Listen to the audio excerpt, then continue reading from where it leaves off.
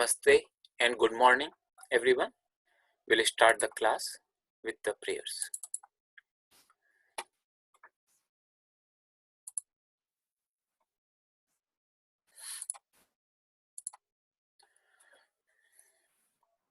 Om Gurur Brahma Gurur Vishnu Gurur Devo Maheshwaraha Guru Sakshat Parabrahma Tasmai Shri Gurave Namaha.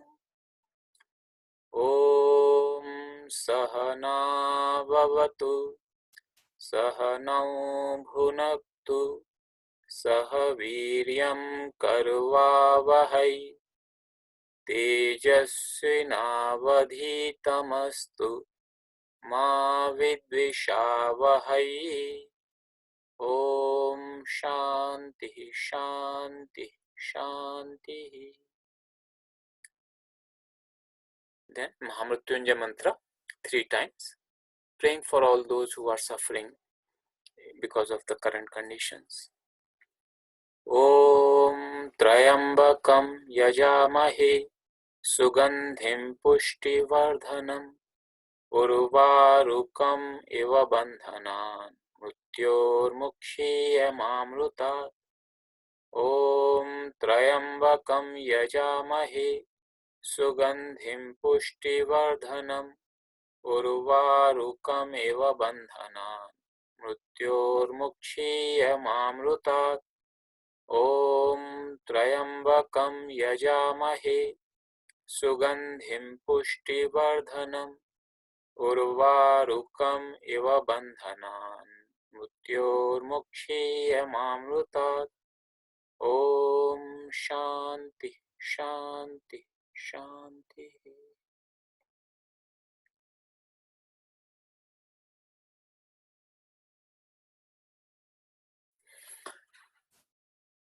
Welcome everybody. Today, instead of doing the forms of Rama, I'll introduce a prayer to you. It's a very beautiful prayer, and this is the prayer. So here we have Devanagari transliteration and the meaning. This prayer is coming from Rama Raksha Stotram. It's a hymn, and it is verse 37 of that hymn. So many of you might notice the beauty of this prayer because you are already familiar with the forms. Otherwise, I'll explain to you later. So first I'll chant this prayer and you chant it after me. So I'll chant one line at a time. There are 8 lines. I'll chant one line at a time and you repeat after me. Ramo Rajamanihi Sada Vijayate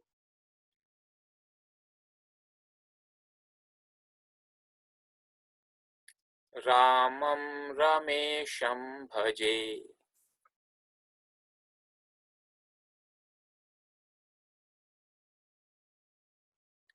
Ramena Bhihata Nishachara Jamoh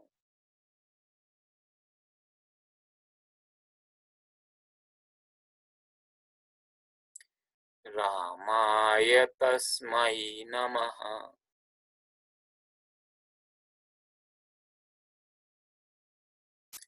Ramanasti Parayanam Parataram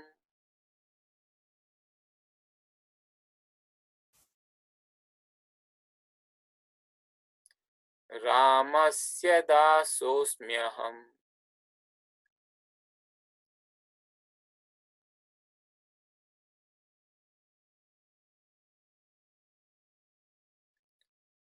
Rame Chittalayah Sada Bhavatu Me.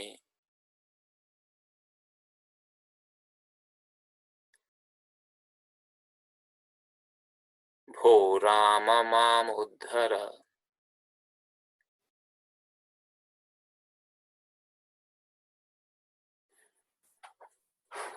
So if you notice here, every line, the first word is actually the case of Rama. So this is like first case, Ramaha, it becomes Ramo because of the Sandhi. Ramam, second case, Ramena. Again here it becomes Sandhi because Abhihata, that is a word. So Ramena, Ramaya, that is the fourth case singular. Raman Nasti.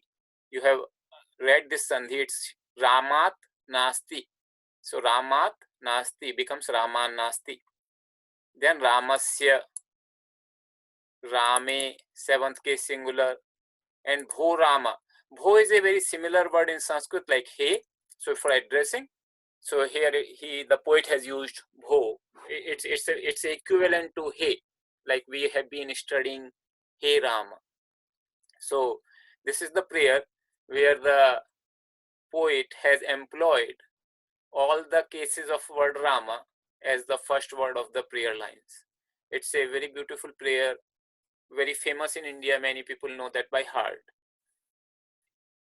If you chant this prayer, you attain the merits of chanting the prayer, as well as you can also enjoy the beauty of the grammar and learn the forms of Rama. So this prayer, I'll post it in our prayer. There is a prayer PDF document on the shared drive. So I'll post it along with the meanings.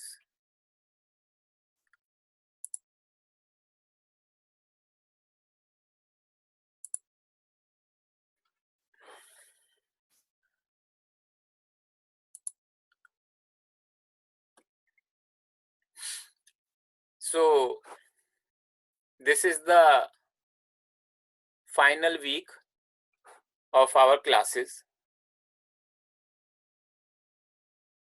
Including today's class, we have 3 more classes left. So today, Wednesday and Friday.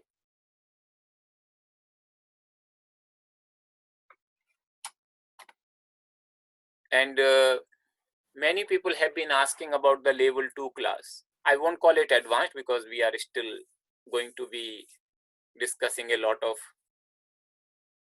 basic stuff, even the level 2 class. So there is a plan. I should say there is a thought process to hold the level 2 class. We don't have a concrete plan yet in terms of exact date, how many classes to offer, and how many days a week. So that part has not been finalized yet. What I would like you all to do is, most likely we will have all your email address and we would send out a separate notification for registration in level 2 class. But just to get an idea, just to make sure that you all are covered in that notification when we send out, can you please send an email that who all are interested in level 2 class? There are a few prerequisites for level 2 class. So one, we'll have a gap. So it will not start like next week. It will start probably about a month gap.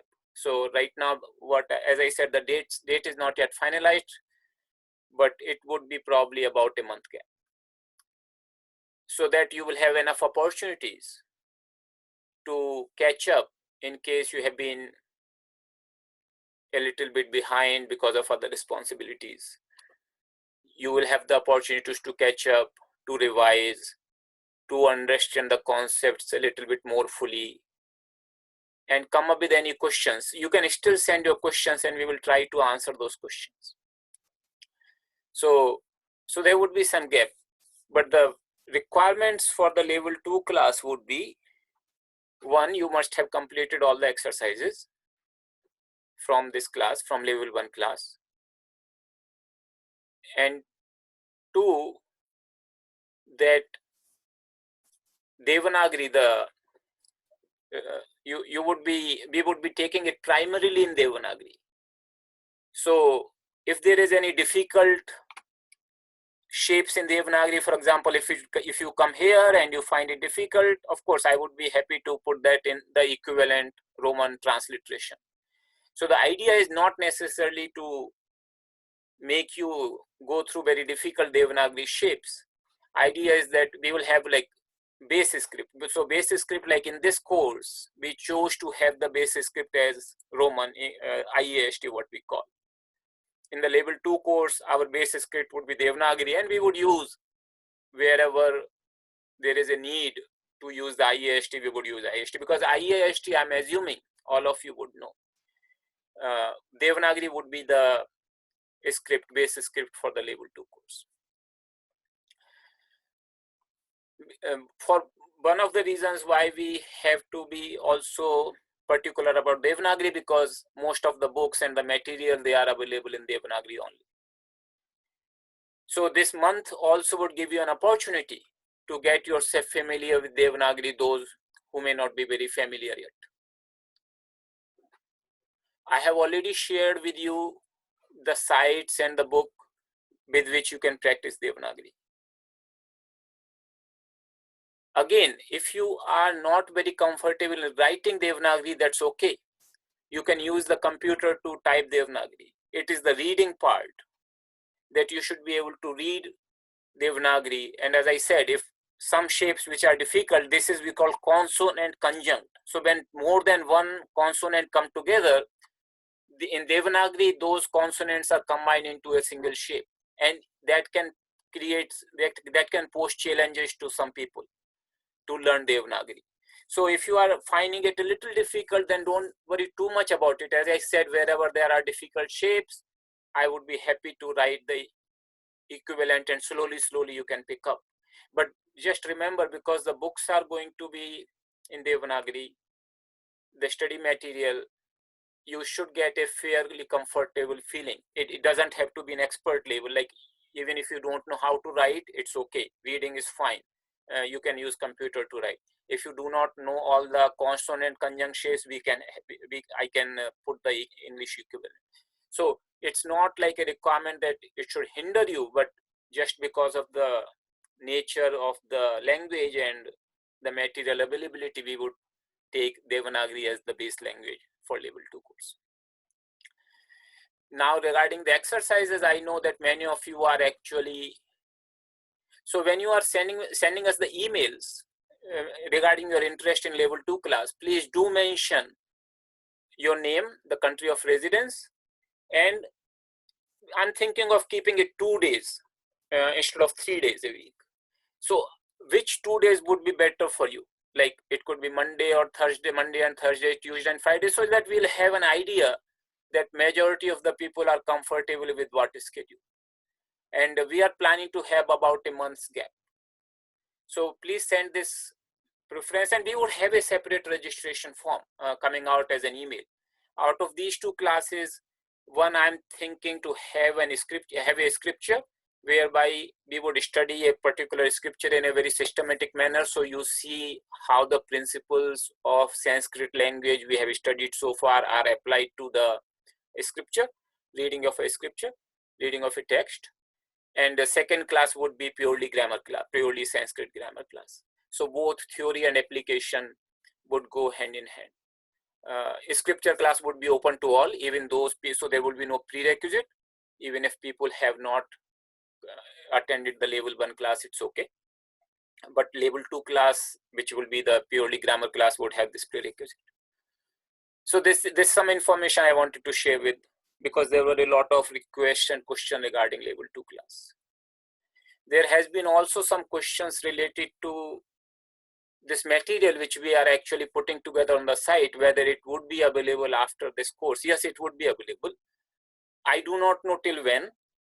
Definitely, I'm thinking for a few months. If we find a proper place somewhere we can host, we can have it as a permanent thing over there. After about, and when you are going through the material, please look at all the class notes, exercise. Some people have been pointing out some typos, and I would expect that all of you would go through, and if you find any discrepancies, point it out to us. We can correct it so that you can download the corrected and latest version. So please go through. It's difficult to correct anything in the video, class video, if there is many mistake, but in the class notes or in the exercise, it's pretty easy to make any corrections.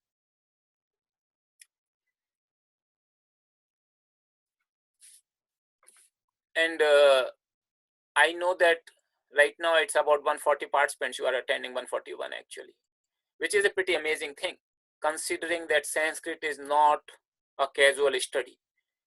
Those of you who have come this far, you must have realized that it requires a certain commitment. It is like studying another field of knowledge like mathematics or physics, that you cannot take it casually.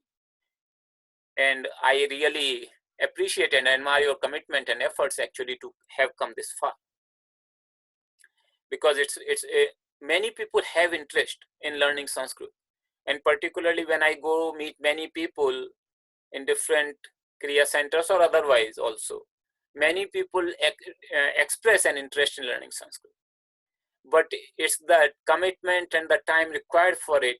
That's what not everybody is actually able to commit themselves. So even for this course, we had about 700 people registered. But even like right now, as I said, 140 people, that's still a very, I wasn't expecting actually that we would have these many participants remaining in the last week. So I know many of you are actually having other things to do. So considering all that, it's really commendable that you are showing this commitment and interest to learn Sanskrit. One mother from Atlanta, she told me that she's a little behind on the classes because she's volunteering to sew the masks for healthcare workers and for homeless people. So that's a very noble service, and of course this would cause the exercises to be delayed, and that's perfectly fine. That's why I'm hoping that 1 month of the time would help. So many of you are actually engaged in many different kind of responsibilities. So I'm hoping that this 1 month would help you to get to the speed to catch up with everything.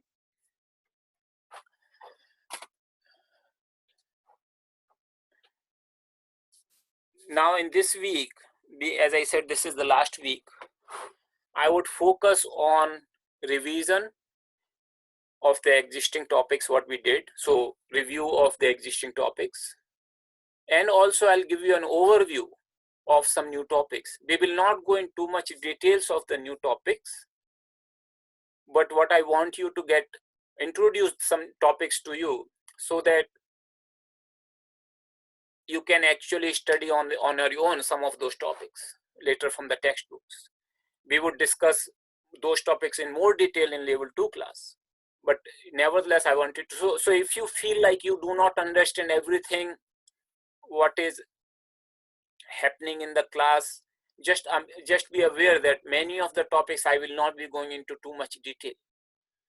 My idea is to give you some sort of an overview so that you will have the idea that Sanskrit has this kind of structures, and that would help you. And we will put some details in the class notes as well, and you would be able to learn later if you have interest on your own. And if you are attending, of course, level 2 class, then you would be able to learn in more details.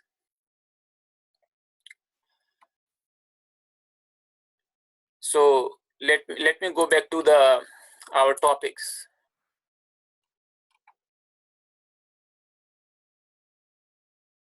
So we actually discussed that Sanskrit is a free word order language. That means you can place the words anywhere and the meaning doesn't change. This is true to a large extent, but not 100%. And we'll see where it is not true. So in Sanskrit grammar, we discussed a lot of components. Sandhi, joining of the words. Shabda Rupa, nominal forms, the declension of nouns, pronouns, and adjectives, that falls in this second category. Dhatu Rupa, verb forms, so we call it conjugation. So this is like 3 by 3 table, and this is 8 by 3. table generally. In some cases we saw that like pronouns, they don't have vocative, so it becomes 7 by 3. Numerals, they don't have, like numeral 2, due, always will have only dual form. So in that case, the table gets reduced to 7 by 1.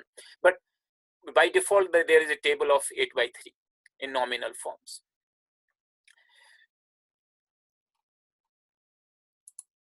Nominal forms are 3 types: nouns, pronouns, adjectives, and then these are the verbs and indeclinable. So these are the only type of words in Sanskrit. Those which are declined, they follow 8 by 3 table. Those which are conjugated verbs, 3 by 3 table, and indeclinables, which do not have any change of form.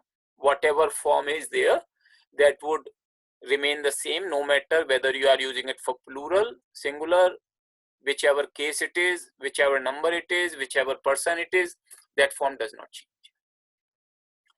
It is in relation to indeclinable mainly that we have to be aware of the word form, that word order in Sanskrit.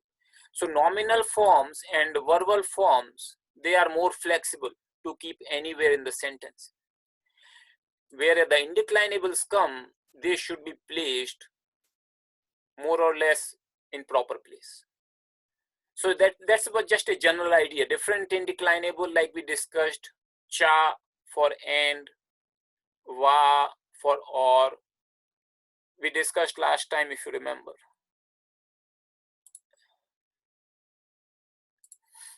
So cha and va.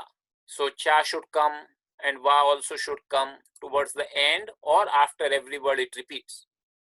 Same with va. So there are certain rules related to indeclinables where they should be placed. Nominal forms and verbal forms, there are some rules, but generally speaking, they are more flexible to be placed in other places in the sentence. The general word order of Sanskrit is subject followed by object followed by verb. That is the general. And between the subject and object, so subject is the first case, object is the second case, and between subject and object the other cases will come. This I'm just giving you very, very simplistic idea. Simplistic, it of course will change depending upon the context and what kind of cases are there. In general, that's the structure. It will follow subject, object, verb. Unlike in English, where subject, verb, object, like he goes to school. In English, we say he goes to school. So subject, he, verb goes to, object is school. In Sanskrit, you will say Saha Vidyalayam Gachati. Saha is the subject, he, Vidyalayam is the object, to school, verb is Gachati, he goes to school. So this is the basic thing, but there could be other scenarios where the order will matter. So free word order is not absolute. There's no that, like it is said that there is no absolutely free lunch, but it is still very flexible.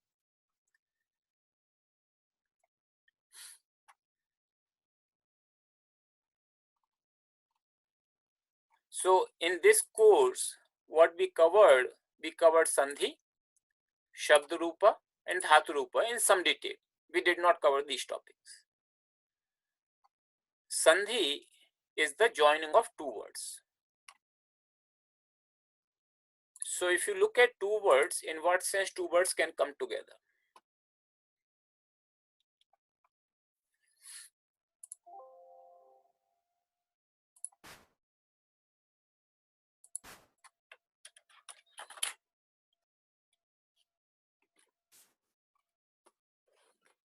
So two words can come together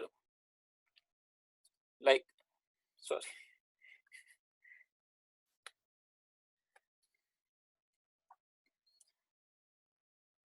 vowel plus vowel, vowel plus consonant. consonant plus vowel, consonant plus consonant. Then we have something called visarga. So visarga will be at the end of the first word plus vowel, or visarga plus consonant. These are the two special cases. So this is the vowel. So remember, by default, the Sanskrit, you have to see whether sandhi is happening. Most of the times when two things come together, we say you have to understand the sandhi rules. So vowel plus vowel, that is called vowel sandhi. We already studied vowel sandhi in pretty good detail. And just to show you the flow chart of vowel sandhi which we did, we will not, this is the vowel sandhi flow chart. So you all have it, you all have seen it also. And we will not discuss it right now because already all of you are familiar. But there is a vowel sandhi flow chart where you know that how the vowel sandhi works. This we have discussed in fairly good detail. Then vowel plus consonant. Here generally is no change. So you can say no sandhi takes place. Vowel plus consonant. Consonant plus vowel and consonant plus consonant. These two are consonant sandhi. So most likely whenever this combination arises, you will see a consonant sandhi, or we call Vyanjana sandhi. We studied some rules of it, but not all. So this one we haven't studied in great detail, but we have studied some rules. And then Visarga sandhi. This part, Visarga sandhi. And this also we have studied in quite a good detail, Visarga sandhi, with the flow chart and lot of examples and other things.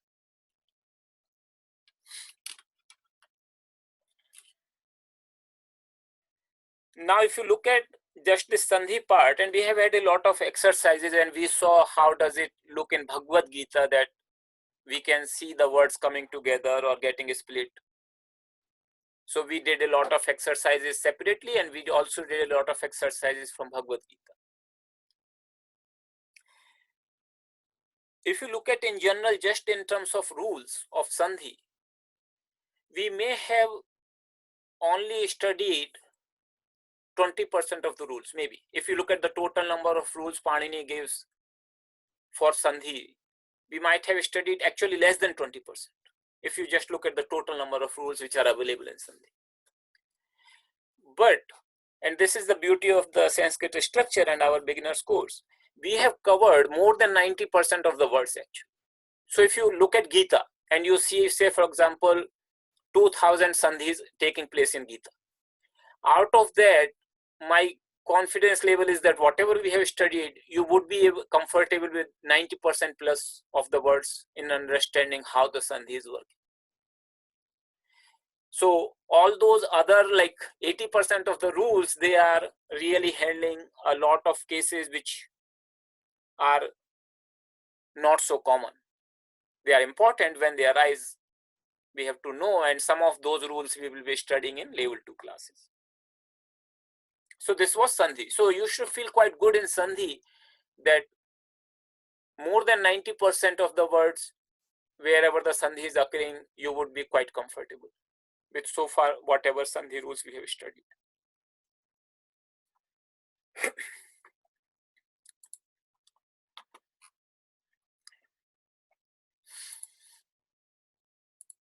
The next thing is Shabda Rupa, nominal forms. Nominal forms, as you know, it has the 8x3 table. We have been chanting Rama forms, that's a nominal form. So nominal, they depend upon gender plus ending. This is the combination which determines the 8x3 table.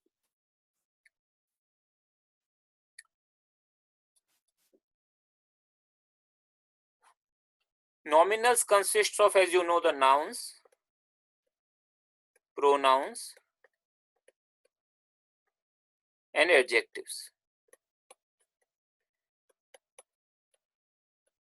Sanskrit has some different rules for pronouns, but as far as noun and adjectives are concerned, there is really not so much difference in terms of how are they applied.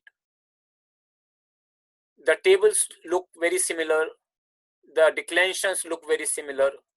It is the meaning of a particular word in a context which will actually tell you that it's a noun or an adjective.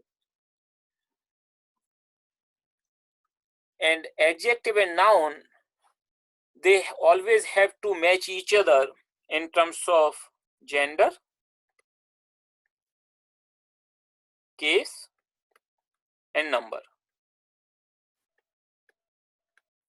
So what does that mean is,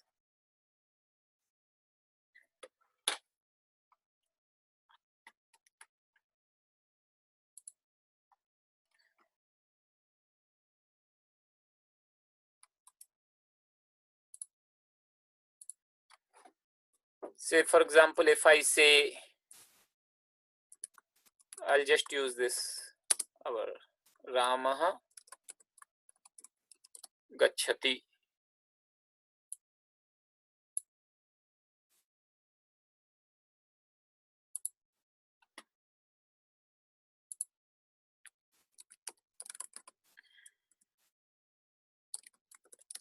Sundaraha Ramaha Gacchati.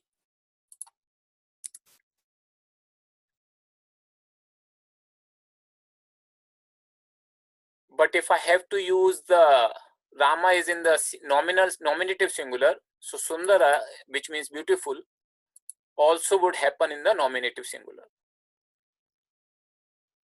If I say Ramam, like Aham Ramam Pashyami, and if I have to say I see beautiful Rama, then I would say Aham Sundaram Ramam Pashyami, like this. So the adjective will match the noun. Again, as I said, I'm just giving you some sort of an overview right now. So we are reviewing the existing concepts.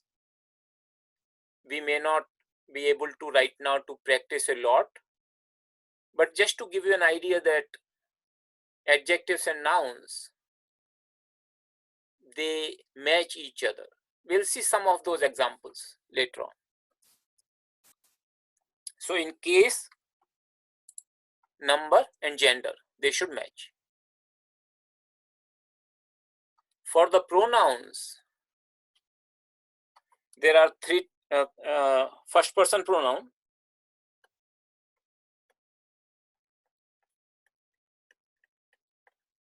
which is aham,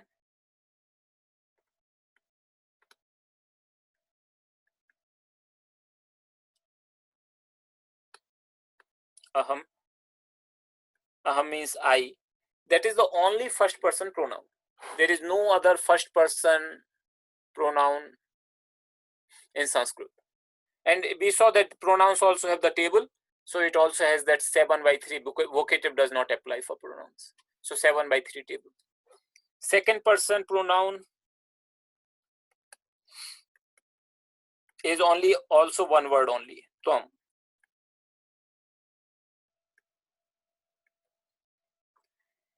Every single other word in Sanskrit that actually falls for the third person pronoun. So everything else you will actually address whenever you have to use a pronoun for any other noun, you will use the third person pronoun. And third person pronouns are gender specific. These two pronouns are not gender specific. Aham and Tvam, they are not gender specific. But the third person pronoun, which are Saha, Tau, Te, we saw some of those in Egenes' book and also in the class notes last time. So Saha, Sa, Tat, or Tad rather. Tat. So Saha, masculine, feminine, neuter. So these are third person pronoun. I also gave you the reference of the tables for these pronouns, and those reference tables would be useful for you to see which form is being used where.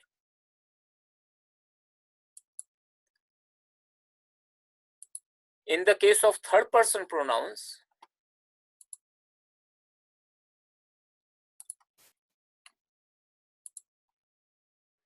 this is the full table. So this is masculine,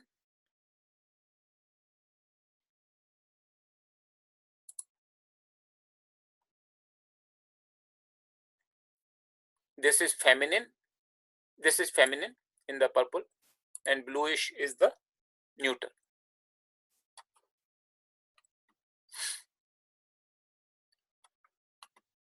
Masculine and neuter, they only differ in the first two cases. All other cases, they remain the same. That's how generally the masculine and neuter nouns are. Even when we saw for Rama, we saw that they only differ in the first and second case. They do not differ in all the other cases. Feminine pronoun, it will have a different forms. But if you have studied, for example, Mala, you will find Akaranta noun, feminine noun, you will find a lot of similarities. So Mala Bhihi, Mala Bhyaha, Mala Bhya, Mala, it says Mala Nam, here it says Tasam. So some differences are there, but you will find quite a bit of similarity.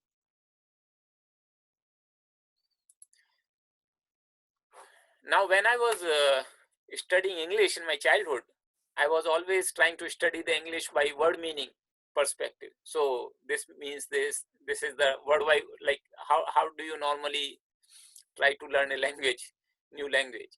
There was no environment by naturally speaking English. So it was like a translation kind of, you learn this word, you understand the corresponding translation word. So when I came across this concept of who, or interrogative pronouns in English, that was extremely confusing for me. So the reason was that if you say like who, in English, it is used both as an interrogative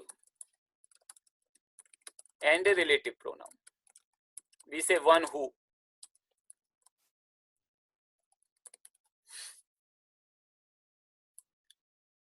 And in Hindi, which I was studying, there are two different pronouns actually, same in Sanskrit also. So the confusion arises because if I ask, for example, a question, so question like, what is the most populous country in the world? And the answer would be China is the most populous country in the world. That makes perfect sense. But if I ask who has come home, and they may say it is your friend from New York who has come home. So the same word who has come home has been repeated in the answer.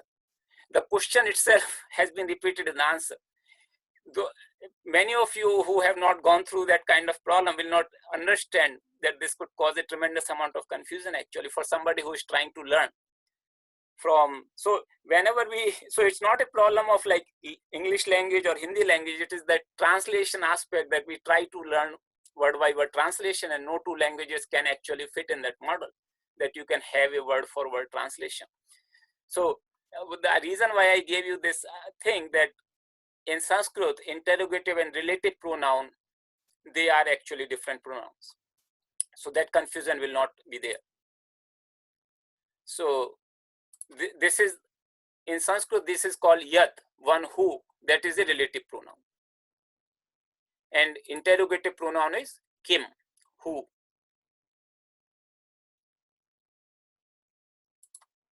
So this is the regular tat, we already saw, saha, tau, te, tam, tau, tan. And the beauty of these pronouns is, you can probably notice in the table, all you have to do, you can literally do find and replace in the computer. If you just replace sakara by yakara, you will have the whole table. So saha taute, yaha yau ye, tam tautan, yam yau yan, tena tabhyam tahi, yena yabhyam yahi. It's absolutely so same actually. There is no difference actually. You just replace sakara by yakara and you will have this table. Similarly, if you replace sakara by kakara, you will have the interrogative pronoun table. So that makes it very easy actually. Even though it seems like there are so many tables, but the fact that only one syllable is different and you can generate the whole table, once you learn one, you automatically know these two tables also, because only the first letter is different. Kakara, instead of takara here, it becomes kakara. That's all. Instead of here, it becomes yakara.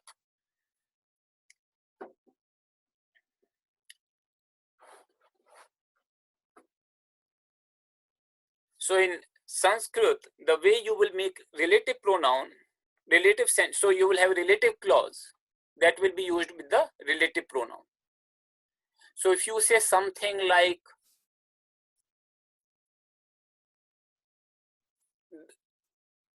the man who is the tallest, him I saw. So you will actually have the relative clause. Yaha lambatamaha, like that is the tallest. Naraha, yaha naraha lambatama, tam aham pashyami. So we will not go into a lot of details, but I just wanted to give you this idea that this relative pronoun is used for the relative clause. So we say relative clause and independent clause in English. Sanskrit has the similar kind of thing, except that relative clause comes first and the independent clause goes later. So let's see some examples here from Gita. So like, and this is a very common formation in Sanskrit. You see, yaha pashyati sa pashyati, that is a relative clause.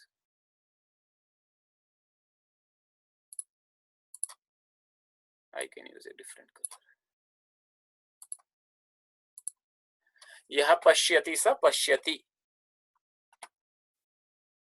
That means one who sees, he sees. That's all. So yaha means one who, saha means he. So one who sees, he sees. So here you see the translation, it says, he alone who sees truly. So like that it will be used. Then another example of this kind is, I don't know how many of you are familiar with this particular sentence. It is one of the sentence appears in Kriya Yoga logo. Mahajano yena gataha sa panthaha.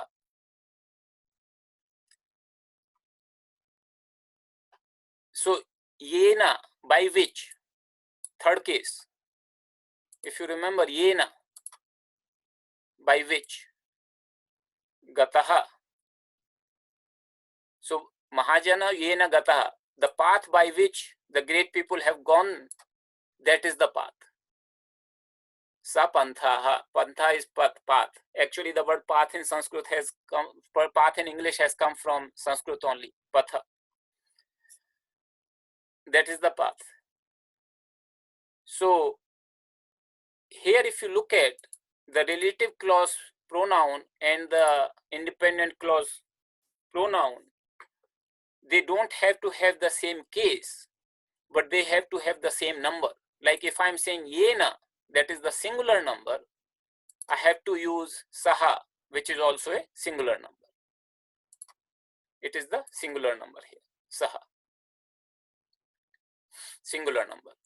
Case could be different. Here it's the first case, prathama. Here it is the third case, instrument. And also the gender has to match, because it's masculine. This is masculine. Here I'm using this masculine.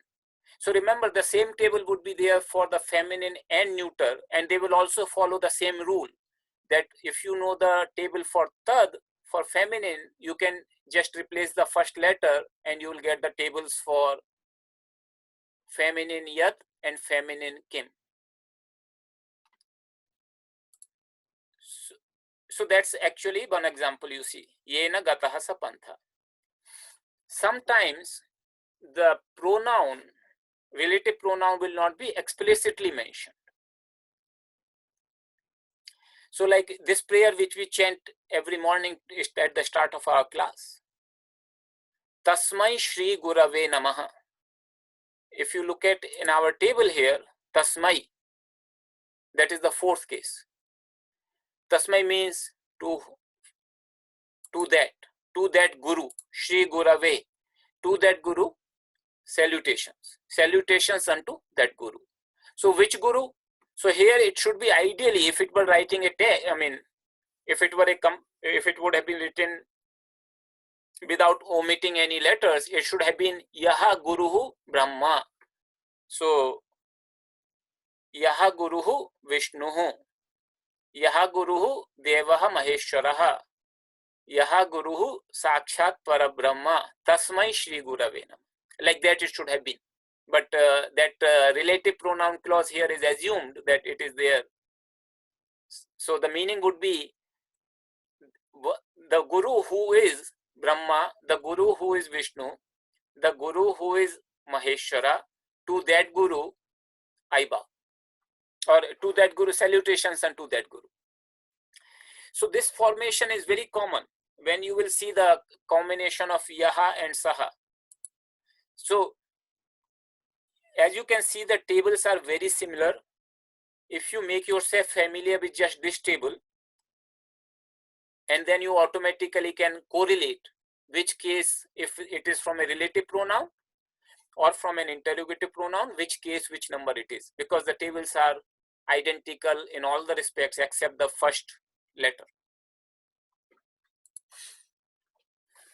So just wanted, as I said, we will go in more detail in the other course, level 2 course, but I just wanted to give you an idea that that's how the relative pronouns work. And once you understand this structure, which is in terms of the words, there are so many, like you automatically get familiar with the whole 3 charts. If you just know one chart, you know these 3 charts actually, once you understand that only the first letter is different. And that opens up a huge vista for you to understand so many Sanskrit verses. So the power of structure is that once you understand the structure and you practice a little bit and you understand the other structures, how they are different or the same, similar, you can actually get multiple words knowledge with very little effort. Your knowledge will grow by multiples actually with just some understanding. So as you can see, somebody who knows this, they don't have to memorize this part at all. They can just understand that only the first letter is different, and if it is yakara, it means one who, it is kakara, it means who. And the case meaning remains the same, number meanings remain the same. It just that yakara becoming makes it one who and kakara makes it interrogative pronoun.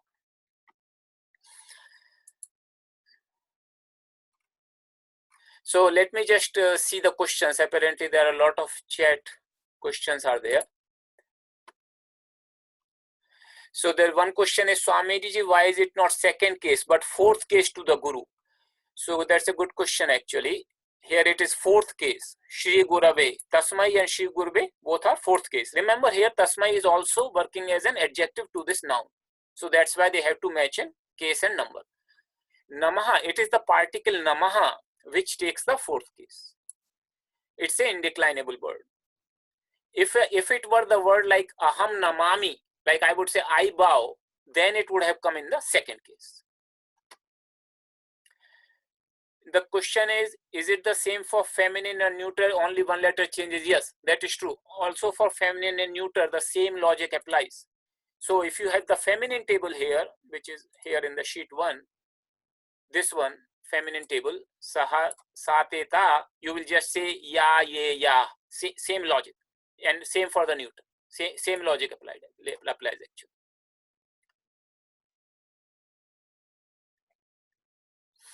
Exactly where is the pronouns table in the class notes? We would include them.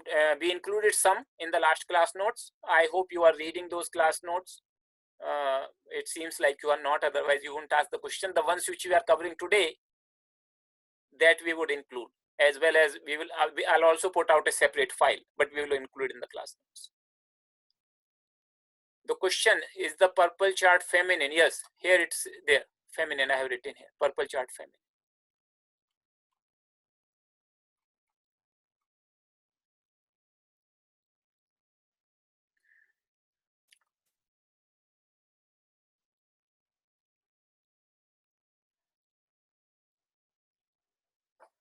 Are there first and second person plural pronouns? Yes, the table has the 7/3 table. So the plural is also there. If you look at the table, you will see that it will have the personal plural pronoun also, like aham, avam, vayam. Question: if the adjective is feminine and noun is masculine, would the adjective follow its own declension? That will not be allowed. Adjective being feminine and noun being masculine will not be allowed. Adjective has to match in gender, case, and number. Remember, gender, case, and number. So gender of adjective and gender of noun should be same.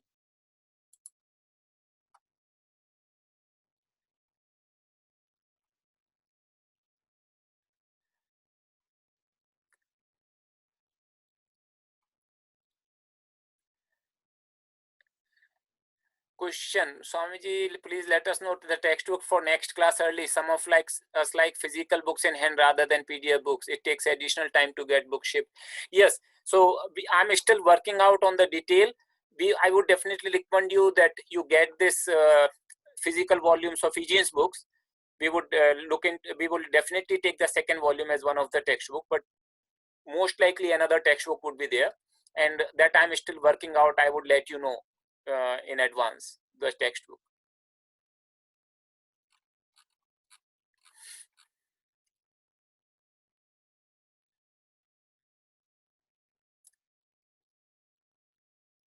There is a question: so can all adjectives be both masculine and feminine depending on the noun they describe? Yes. So adjectives actually would be in feminine and masculine or neuter depending upon the noun they describe. That is correct. In English, it is who is and to whom did you give? I'm not able to understand this question. Is it what you're asking, the translation in Sanskrit? Would it be, David Baba, if you can just clarify a little bit more?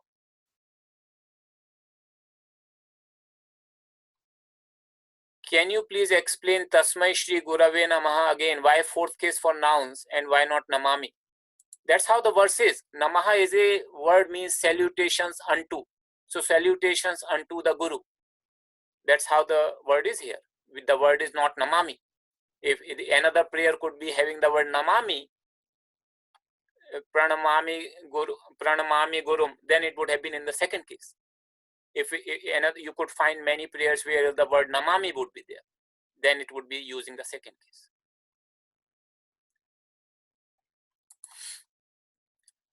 Question: Swamiji, about Sandhi, in Eugene's book there is an IAST sometimes written with gap, i.e. following. I'm not sure, Swatantranji, if you can clarify a little bit. For Ramascha, can you please explain all cases when there are two words remain with Sandhi or when it is meeting to one? That I already put in the charts. So what she is asking is, in which cases one word remains and in which cases two words. So like for example, in the vowels Visarga Sandhi, I have specified here, end result is two separate words or end result is one word. So that has been already told actually.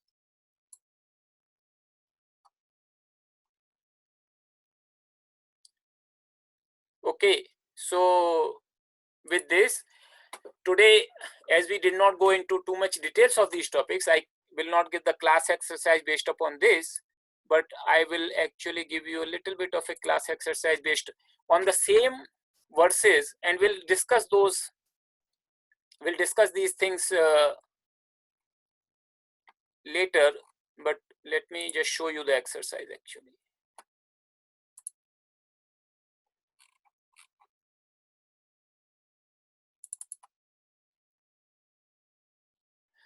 Okay, so here is the exercise.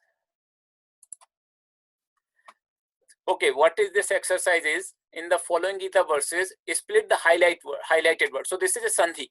So now we are doing the reverse. So far, I always gave you the two words and I asked you to split them.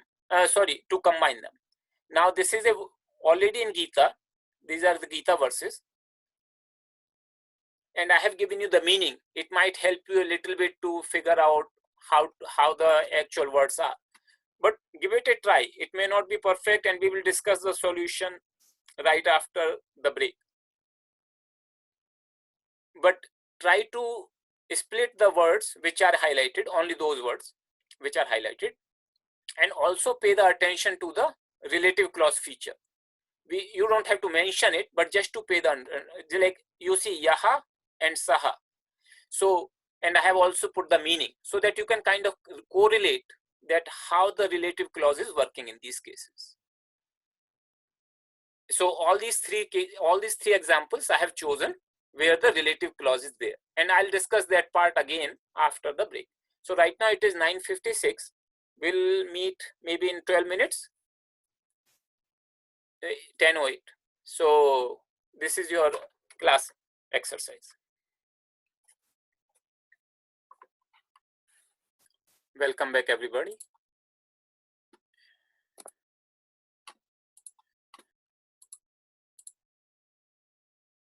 So we'll see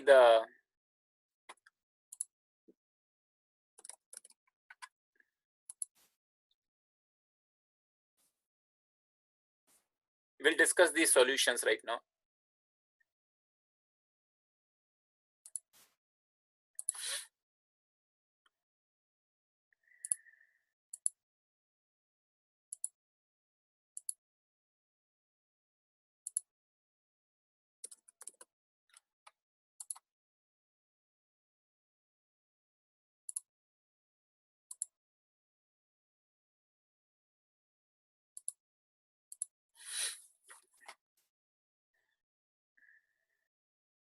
So these are the verses here.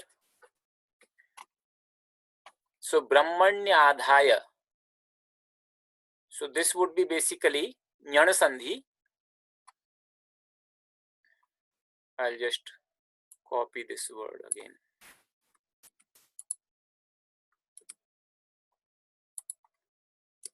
So Brahmani Adhaya. Brahmani Adhaya. So Ikara becomes Yakara when it is following a dissimilar vowel. That is the Jnana Sandhi. So if you remember, here we have the Swara Sandhi rule, or even the chart if you can look at it.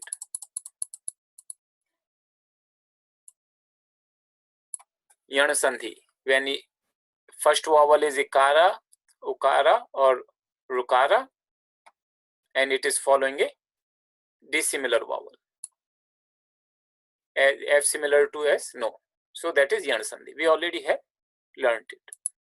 So that it becomes Brahmani Adhaya. This is pretty simple also. Sangam Tyaktva.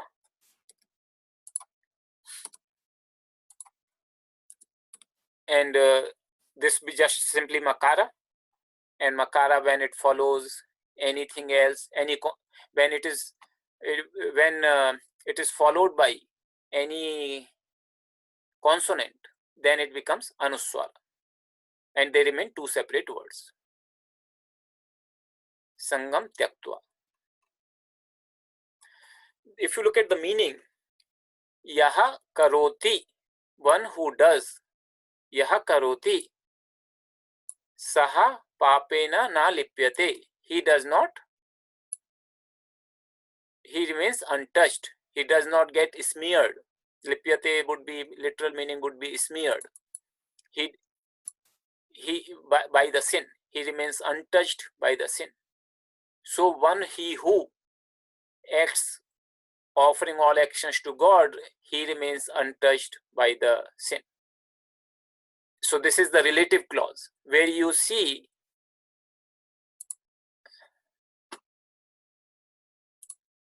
relative clause, this comes yaha and saha.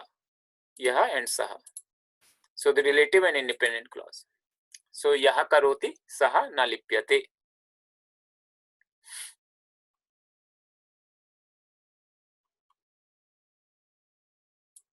This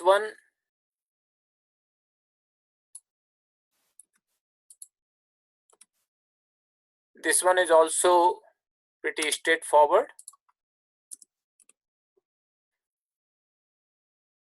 It is a consonant which is followed by a vowel. They just become one word, and because it's makara, there is no change. Sometimes when there is a takara, there is a change, so it becomes one word. Nashitam atmanaha. So sometimes this consonant can change when the next letter is vowel, and sometimes it remains the same, but they would become one word. Consonant also following a consonant becomes one word. So consonant plus vowel, consonant plus consonant, they usually become one word. That is the usual. For example, here is the exception where even though makara follows another consonant, it becomes anuswara, and they remain two separate words. But generally, besides this case, they become one word. Now this word, tairjitaha.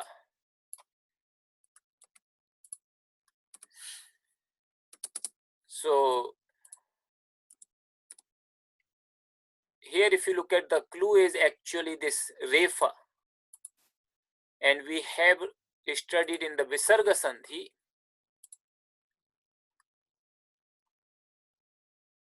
that it change. So if subsequent letter be S, and that is a voiced consonant or any vowel, I think in the chart it is a little bit, you have to read the whole thing then to understand.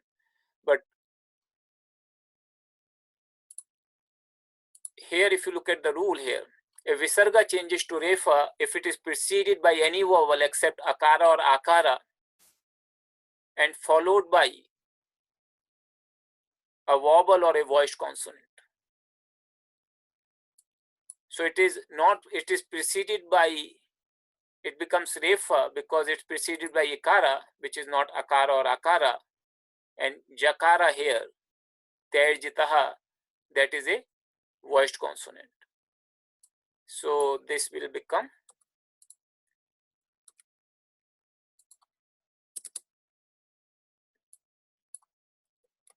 Taihi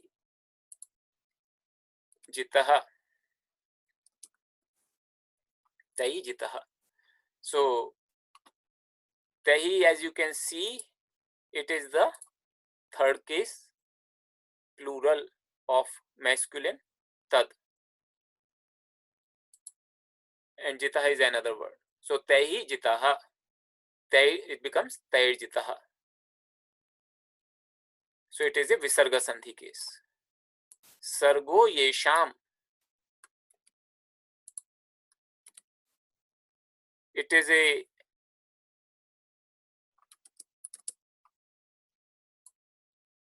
also one we have studied. It becomes O because if you look at in the Sandhi rules, Akara, when a Visarga is preceded by Akara and also followed by Akara, then this combination is changed to Okara and succeeding Akara is elided.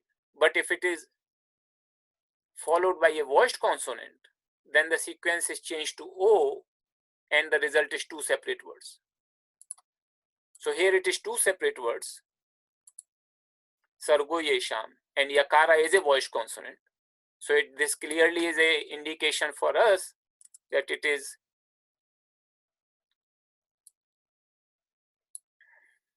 sargaha yesham.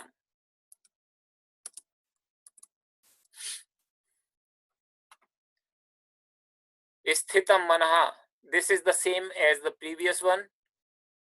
Sthitam manaha would be whenever you see anuswara followed by a consonant, you know that it is the case is very simple here. Anuswara becomes makara. So here anuswara is followed by a consonant, it becomes sthitam manaha. Then this one, tasmat brahmani.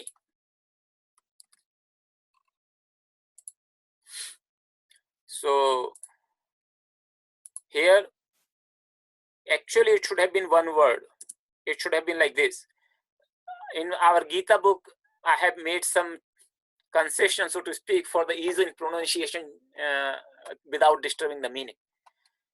But if you look at the most of the textbook, it should be one word. So tasmat brahmani, and here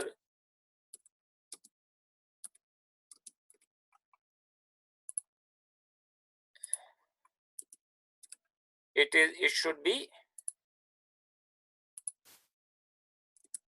tasmat brahmani. So takara becomes dakara because it is followed by a consonant from the third or fourth column. If you remember, we discussed in the consonant sandhi. So tasmat brahmani. So ideally it should have been one word here, but for the ease of chanting, in some places in our Gita book I have put the word separately. In this case it doesn't disturb the meaning, but ideally it should have been one. So and again, just to discuss the relative clause here, in the second, we already discussed in the first example. Yesham nashitam atmanah. Yesham nashitam atmanah. Yesham, that is the sixth case plural. Yesham, here, Yesham, the sixth case plural. And it says this is the Yesham is the relative clause. And then it says Tesham. Tesham. Here is actually a sandhi which I did not highlight, but there is a sandhi as you can see. Tesham adityavaj jnanam. Esham tesham. So of those whose said ignorance has been destroyed by the true knowledge of God, that wisdom shining like the sun reveals the Supreme. So interestingly, here actually two relative clauses are taking place.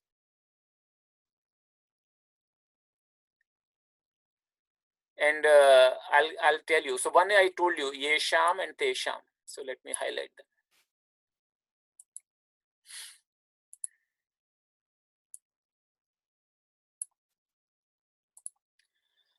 And then another relative clause which is taking place here is Tad.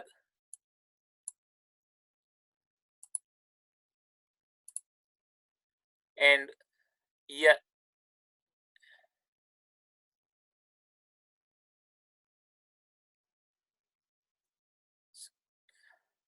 so Tad Agyanam. So this relative clause is actually coming from previous verse actually. So it is defining. So this is a kind of continuation. So here it's saying Tad that Agyanam, that ignorance. Who the translation says of those who said ignorance. That means it was already discussed in the previous verse. So this continuation is coming actually. So you see this idea tadagyanam, that ignorance. That ignorance indicates that there has to be some previous discussion for that topic.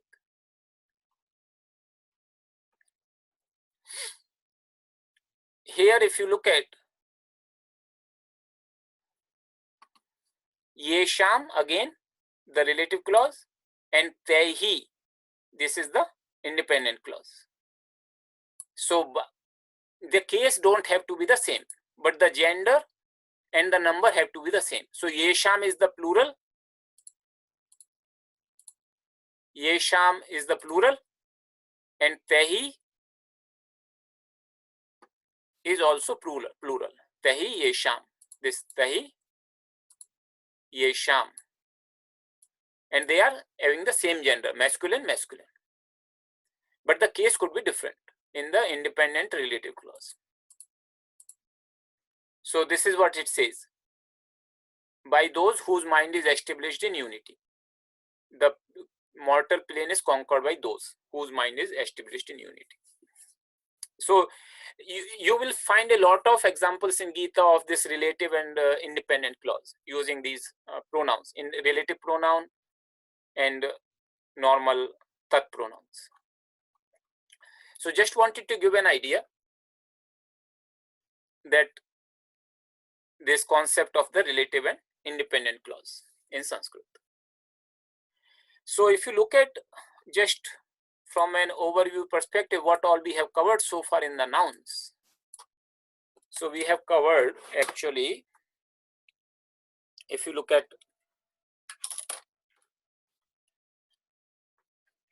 so ending and so ending is like akara, akaranta. We used the word Rama, that is masculine.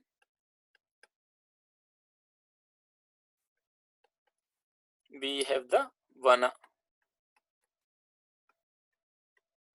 that is neuter. We also covered, if you look at Akaranta, and that we covered the feminine noun. The example was Gita.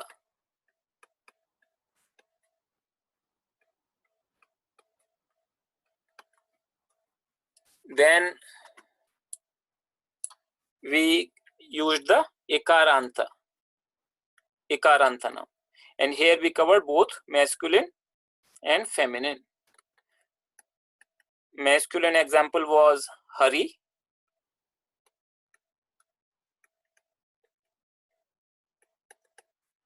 And feminine example we took as Kirti.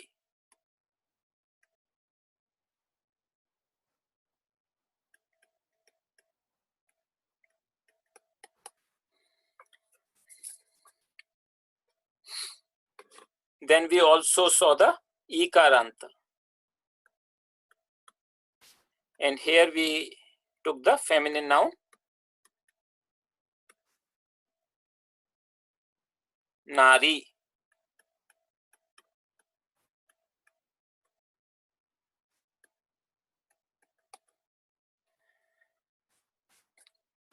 So we covered all these endings actually. There are more, and some will continue in the second level course. But these itself would give you a very good selection of the nouns you will see being used in the text.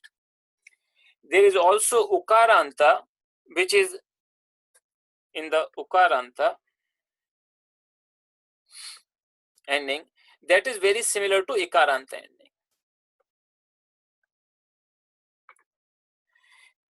And you would, we will not have time to go through it, but it only differs like Ikara becomes Ukara, Yakara becomes Vakara. You can easily see those connections even if you study by yourself, but we will cover those kind of things later.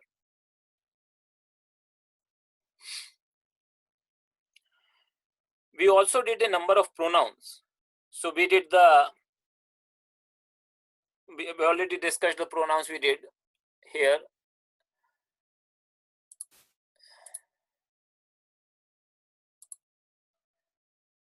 We did the third person pronouns, saha, sa, tat. We saw aham and tvam, first and second person pronoun. We also saw the relative pronoun and interrogative pronouns. So we covered a good ground in the pronouns also. If you remember, if you see, we have not covered a lot of neuter nouns. And one of the reasons is that they are very similar to the corresponding masculine noun, except the first and second case being different. So Hari If you say, for example, vari, that is a neuter noun. Vari. Vari means water. You will find that they are very similar to hari, except the first and second case. So generally, the neuter noun, you will find they are very similar to masculine nouns, except the first two cases. And those first two cases are identical. So neuter nouns, always the first and second cases are identical to each other. So essentially, it's one row which will be different from the corresponding masculine nouns. So if you look at, like, this was being a beginner's course, we covered a very good ground and you should feel happy about it. I understand that sometimes it becomes too much, and considering that you have other things also to take care of and may not be up to date on all the exercises, but just that you understand basic concepts and see that how those concepts are being used in Gita verses, that itself is a great achievement. And you can continue with this knowledge. Remember, all these classes, they are recorded, they are on the web, you can watch them, portions of it, the class notes are there, the exercises are there. So there is an ample of opportunity for you to revise those concepts wherever you may not be very clear. But I really admire you that actually you have been able to go through this, and considering that we are not meeting in person, it becomes much easier to understand the things. It's being an online class, it actually makes much more requirement of commitment on your part, and also a lot of work on my part also, being an online class. But I'm happy actually that you have all stuck through it and being able to continue. So next class, that is on Wednesday, I will give the overview of verbs and discuss a little bit of a new concept. I just looking at the questions here. Why were the cases indifferent in the third shloka of class work, Yesham versus Tai? So that is the question. Question is that in this case, relative clause, when we are talking, why here they are different? Yesham and Tai. Yesham is the sixth case plural and Tai is the third case plural. Cases are different, and that is allowed. So in relative clause and independent clause, cases can be different. Gender and number has to be the same. So this is the example where cases can be different. So that is allowed in the relative and independent clause. So with this, the homework for today's class will be only, you will do the 13th chapter from Egenes' book, from the textbook. I'll post that exercise because some of the exercises are in Devanagari, so we'll convert them into IAST and post that. We haven't yet posted, but we'll post that soon, maybe in the next 1 or 2 hours, and then you can access that exercise using in the IAST script. That would be the only exercise, 13th lesson from Egenes' book. So Wednesday class, we will have a good discussion on the verbs. We will review everything what we have done, plus I'll explain a little bit concepts what we have not covered, which are very important in understanding verbs in Sanskrit. Okay, with this, we'll close our session with the prayers.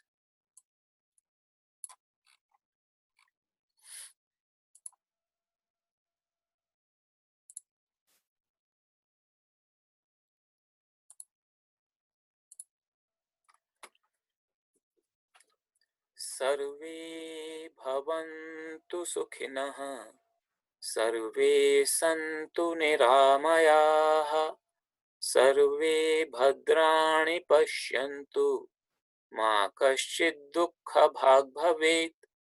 Om Purnamadaha Purnamidam Purnat Purnamudachyate Purnasya Purnamadaya Purnameva Vashishyate.